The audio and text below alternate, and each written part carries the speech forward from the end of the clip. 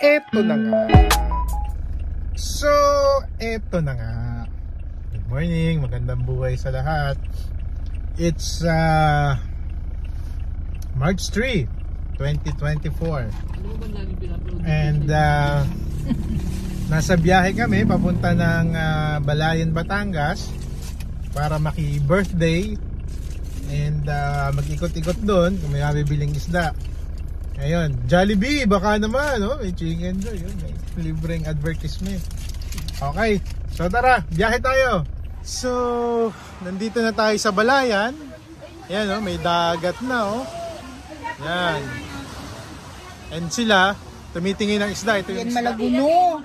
Ayan, yan. Bubuksan yun ng isda, oh. Mamaya pa. Hindi pa kita. Ang laki. Yun.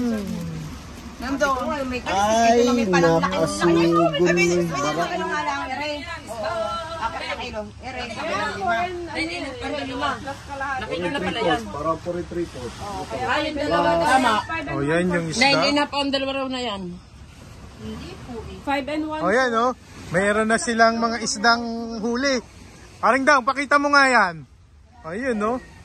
Oh. Ayun, oh. Masarap. Picture mo na silang dalawa.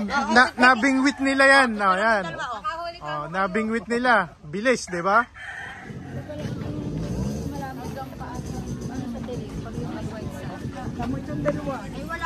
Oh, yan, oh. Kagulo na sila sa isda, oh. Ayan.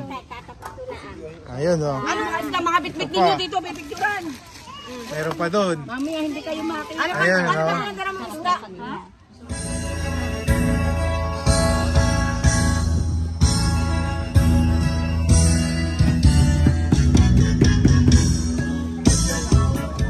So, eto na nga. Nandito ngayon kami sa Balayan. Nakiki-birthday yan. And syempre, hindi mawawala ang Red Horse. San Miguel, baka naman. Ayan. So, nagiinuman kami ngayon dito sa tabi ng kalsada. Ayan. Astig, di ba? Tara. Inom tayo. So, eto na nga. Nakadami na kami ng beer.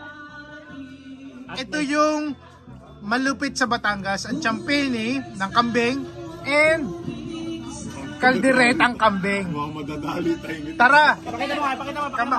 Oh, yan, oh. Oh. Tagay na. So, ito na nga. Nandito kami sa